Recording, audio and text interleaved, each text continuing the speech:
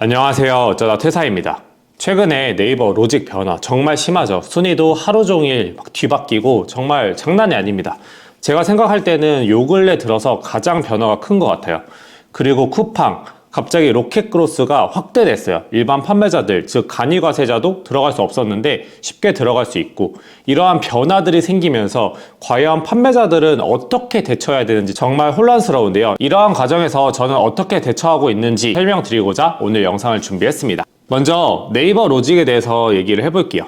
네이버 로직 변화 같은 경우에는 사실 가장 심한 거는 최근 트래픽이 많이 막혀 나간다입니다. 불과 2, 3일 전만 해도 모든 프로그램의 트래픽이 다 막혔어요. 근데 사실 또 며칠 있다가 어떤 프로그램은 또 됩니다. 이러한 부분은 몇 년 동안 반복되던 내용이에요. 하지만 기존에 음지에 있던 부분들이 점점 많은 사람들이 이제 알게 됐죠. 예를 들어서 트래픽, 가구매, 가리뷰. 우리가 처음에 쇼핑몰을 시작할 때는 트래픽을 써야 된다? 가구매를 해야 된다. 가리비를 남겨야 된다. 이런 내용들에 대해 잘 몰랐잖아요. 즉, 많은 사람들이 이것에 대해 알게 됐다는 것은 곧 판매 플랫폼에서도 점점 규제를 강화한다는 거예요. 그리고 이것은 이미 예견된 사항들이었어요. 그렇기 때문에 이번 로직 변화가 단순히 트래픽이 막힌다, 클릭이 막힌다 이런 것들이 아니라 점점 기존에 활용하던 어뷰징들은 어려워질 거다. 그러면 이런 어뷰징들이 그냥 끝나는 건가? 저는 그렇게 생각하지 않아요. 다만 여기서 중요한 건 이전처럼 손쉽게 그냥 트래픽 써서 순위 올린다, 가구매 가리뷰 더 만들어서 판매 순위 올린다,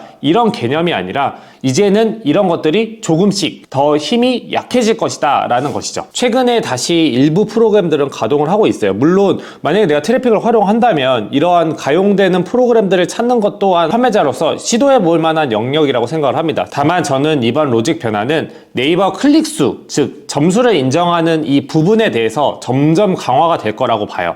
그래서 기존에는 일부 프로그램을 활용하여서 클릭을 만드는 것들이 유효했다면 이것들이 점점 어려워지겠죠. 즉 트래픽 프로그램을 써서 클릭수를 만드는 이러한 작업은 규제가 강화될 것이고 이것에 대한 효과는 약해질 수밖에 없습니다. 이에 대한 대응으로 등장한 것이 게임 어플 등을 활용해 실클릭, 즉 사람이 진짜 클릭하는 것처럼 만드는 실클릭 프로그램 등장을 했어요. 근데 이게 과연 효과가 있냐 봤었을 때 아무래도 사람이 들어가는 프로그램들은 그 인력 비용이 들어가기 때문에 상대적으로 비쌉니다.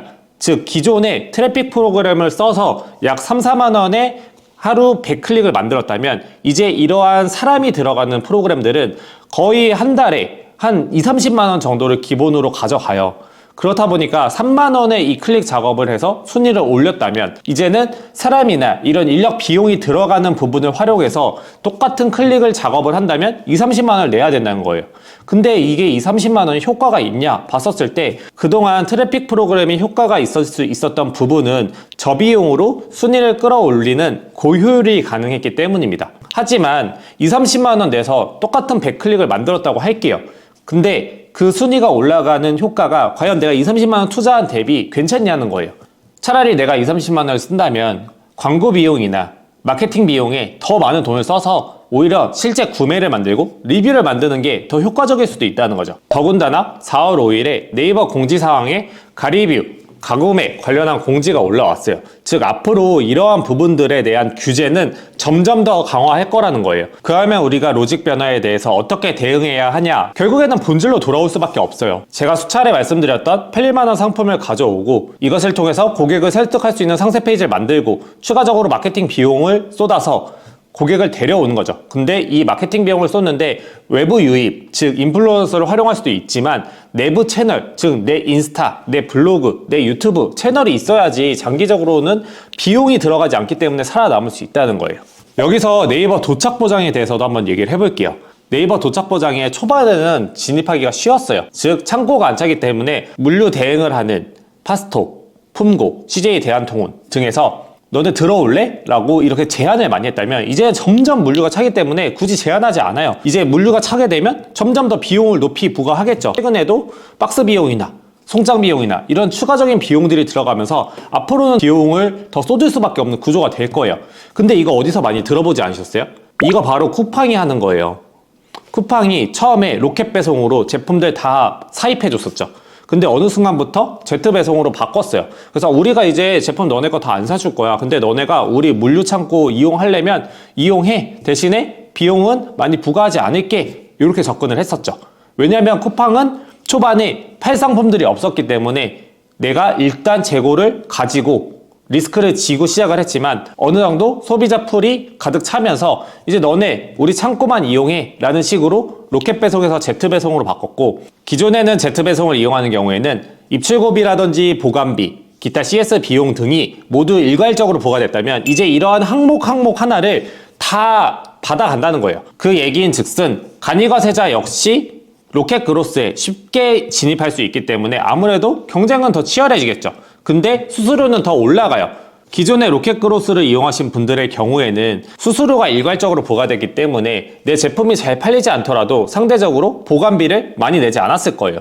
하지만 이제는 3PL처럼 쿠팡이 너네가 물류를 보관할 거면 보관비를 매달 내, 이런 식으로 변경이 된 거예요. 제가 앞에 말씀드린 네이버나 뒤에 언급한 쿠팡이나 모두 동일합니다. 즉, 이 플랫폼들은 판매자들한테 돈을 더 받아가겠다는 거예요. 구매자들에게는 양질의 판매 플랫폼을 만들기 위해서 어뷰징을 하는 기존의 행위들을 점점 더 규제한다는 거죠. 그렇기 때문에 경쟁력이 없는 셀러들은 점점 사라질 수밖에 없어요. 그러면 앞으로 어떻게 대응해야 하냐? 저는 이게 가장 중요하다고 생각을 합니다. 제가 이전 영상에서 앞으로는 도매처에 있는 위탁 상품으로는 그냥 긁어서 올리면 경쟁력이 없다라고 말씀드린 적이 있어요. 사실은 저 역시 쇼핑몰을 처음 시작할 때 위탁 판매로 시작을 했어요. 그냥 도매국이나 온채널이나 이런 사이트에서 제품 긁어서 올리고 그 상세 페이지 수정하면서 판매량 늘리는 방향으로 가져갔습니다. 하지만 이건 제가 2년 전에 했던 일이에요. 지금은 정말 이렇게 그냥 긁어서 올리면 안 팔리거든요. 왜냐면 시장에 너무 많은 사람들이 이미 들어왔고, 그런데 내가 여전히 이렇게 제품을 판다? 이건 절대 불가해요. 정말 안타까운 건 이렇게 돈을 번 사람들이 여전히 이 방식을 계속 알려줘요. 내가 2년 전에 난 이렇게 방식으로 돈을 벌었으니까 지금 시작한 사람도 돈을 벌 수 있다라는 접근을 가는 거예요. 근데 이거는 정말 아니거든요. 사실 그래서 본인들이 사용하지도 않는 위탁 사이트 같은 거 엑셀 파일로 모아서 그거 뿌려요. 2, 3년 전엔 가능했다고요. 근데 지금은 안 가능해요. 근데 안 가능한데 그거를 주면 사실 그걸 받으신 분들 입장에서는 이거 보고선 계속 사이트를 찾고 여기서 제품을 올려야 되잖아요. 물론 어느 정도 공유를 위해서 전달해 줄 수도 있어요. 하지만 마치 내가 여기서 매출을 낸 것처럼 포장하는 건 정말 아니라는 거죠. 그래서 저는 제품 자체에 대한 고민부터 시작해야 된다고 생각합니다. 이게 어려운 얘기일 수도 있어요. 근데 내 제품이 없어서 어떤 제품을 팔아야 될지 고민이 될 수도 있고, 아니면 내가 특정 제품을 팔고 있는데 마진이 박한 제품일 수 있어요. 그러면은 사실은 제품 자체를 바꿔야죠. 저 역시 지금 중국에서 사입한 제품 대부분이 50% 이상의 마진을 가져가고 있는 제품이고, 제 주변에 사입을 하시는 분들 중에서는 더 많은 마진을 갖고 가져온 제품도 많아요. 그래서 사실 어떠한 제품 카테고리가 마진이 높다 적다 판단하기는 어렵지만 분명히 여전히 사입을 하는 상황에서도 마진을 높은 제품들을 가져오는 사람들이 있고, 이것을 찾는 게 셀러의 첫 번째 고민이라고 생각을 합니다. 기존의 판매 플랫폼에서 수수료를 적게 받아가던 걸 이제 많이 가져가요. 그러면 마진이 박한 상품을 팔면 팔수록 앞으로는 더 살아남기가 어렵겠죠. 그러면 일단 첫 번째로 상품 소싱에 대한 고민이 들어가야 되고, 마진이 많은 제품을 팔 수 있어야 됩니다. 그렇다면 기존에 내가 중국에서 사입을 할 때 마진이 뭐 20, 30%여도 가져온다 했다면 이제는 이 기준을 더 올려야 된다는 거죠. 두 번째는 외부 채널에 대한 유입을 확대할 수 있는 방향을 계속해서 모색하셔야 합니다. 제가 강조하는 그 외부 채널 있잖아요. 블로그, 인스타, 유튜브.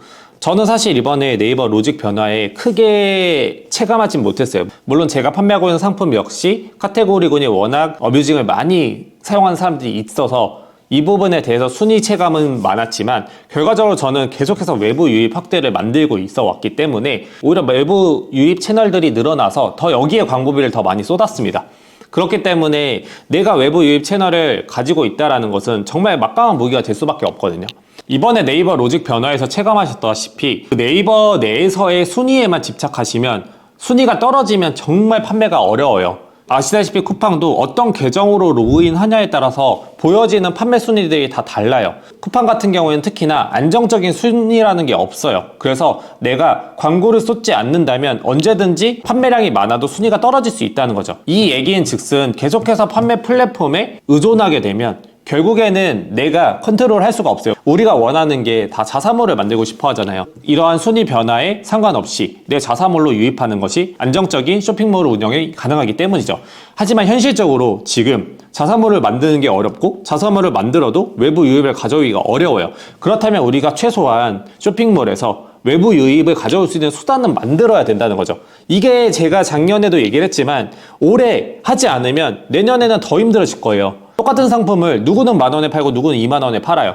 왜 그럴까요? 네이버 순위만 보면 10,000원, 11,000원, 12,000원, 13,000원 이렇게 되겠죠. 하지만 외부 유입으로 가져오면 20,000원 해도 사실 이 소비자가 10,000원, 11,000원, 12,000원, 13,000원 다 보지 않는다는 거예요. 우리는 이 외부 채널 유입을 만들어야 됩니다. 오늘 내용을 정리하면 23년 그리고 앞으로는 판매 플랫폼에서 더 판매자들한테 돈을 가져가려고 할 거예요. 그러면 판매자들은 판매 플랫폼의 변화에 의해서 내 매출이 좌지우지되지 않도록 하기 위해서는 내 제품에 대한 경쟁력이 있어야 됩니다.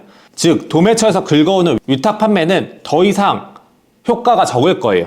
그러면 상대적으로 위탁이어도 제가 이전 영상에 설명드린 것처럼 판매처를 정말 많이 뚫으려고 노력하셔야 돼요. 그래서 어떤 특정 제품을 판다고 했을 때 10개, 20개, 30개 업체에 전화해 보셔야 돼요. 이 사례는 저뿐만 아니라 제 주변에 사업하시는 분들 모두 다 적용하는 방식이고 결국에 끈기 있는 자가 제품을 가져올 수 있는 거예요. 이게 어려우면 중국에서 사입으로 가져옵니다. 근데 사입으로 가져오는데 더 마진이 많은 제품을 찾아야 되고 내가 판매하는 카테고리군의 제품이 이런 제품이 아니라면 어떻게든 이 판매 카테고리군을 바꾸셔야죠. 안 바꾸면 나는 계속해서 경쟁에서 도태될 수밖에 없어요. 이와 함께 기존 플랫폼의 변화에 영향을 미치는 것들을 최소화해야 합니다. 즉 당연히 네이버에서 판매하고 쿠팡에서 판매하면 그들의 로직을 따라가고 그들의 로직에서 맞춰서 내 방향성을 가져가는 건 맞지만 외부 채널에서도 자생할 수 있는 유입 수단을 만들어야 된다는 것입니다. 따지고 보면 저는 플랫폼의 변화는 너무나도 당연하다고 생각을 해요. 그리고 기존에 판매하던 방식에서 시간이 지나갈수록 이 방식들은 계속해서 바뀔 거예요. 근데 우리가 죽어가는 시장에 그냥 있냐? 아니면 죽어가는 시장에서 벗어나서 최대한 내가 자립할 수 있는 수단을 만드냐, 이것은 결국 내가 셀러를 하기로 마음 먹었으면 후자로 가야 된다고 생각합니다. 저는 쇼핑몰을 20년에 시작을 했어요. 그래서 어느새 3년이 지났고 사실 그때 시작했을 때만 해도 쇼핑몰이 참 어렵다고 생각을 했는데 지금은 점점 더 어려워졌습니다. 그럼 어려워진 환경에서 내가 기존의 방식을 고수하냐, 아니면 나는 어려워진 환경에서 내가 더 이것들을 뚫고 더 올라가기 위해서 노력을 하냐, 이 부분은 정말 큰 차이라고 생각을 합니다. 오늘 영상에서는 앞으로의 미래에 대해서 어둡게 얘기를 했어요. 하지만 저는 이게 어둡다고 해서 못한다고 생각하지 않거든요. 사실 저도 1, 2년 전에 누군가가 외부 유입을 만들어야 된다라고 얘기했을 때 저거 굉장히 뜬구름 잡는 소리 아닌가라고 생각을 했어요. 왜냐하면 지금 나는 당장 네이버 쿠팡에서 판매를 하기 벅찬데 어떻게 외부 유입 채널을 만들지? 라고 생각을 했기 때문이에요. 결과적으로 그 생각에서 벗어나서 외부 유입 채널을 만들고 난 뒤 사실 저는 로직 변화가 크게 체감되지 않을 정도로 외부 유입으로 충분히 매출을 많이 만들고 있어요. 그리고 이와 함께 로직 변화도 당연히 따라가는 거고요. 그래서 저는 오늘 이 영상을 보신 분들께서 단순히 미래가 암담하다로 끝나는 것이 아니라 이 변화에서 내가 살아남기 위해 실제로 어떤 걸 해야겠다, 상품 소싱부터 외부 유입 채널, 이 두 가지에 대해서 명심하시고 이것을 계기로 오히려 이게 더 무기가 될 수 있다고 생각을 해요. 이것들을 꼭 적용하셔서 23년에는 남들보다 더 좋은 경쟁력 있는 쇼핑몰로 나아가시면 좋겠습니다. 오늘 영상 시청해주셔서 감사드리며 앞으로도 저는 급변하는 쇼핑몰 정보들에 대해서 빠르게 전달드리도록 노력하겠습니다. 감사합니다.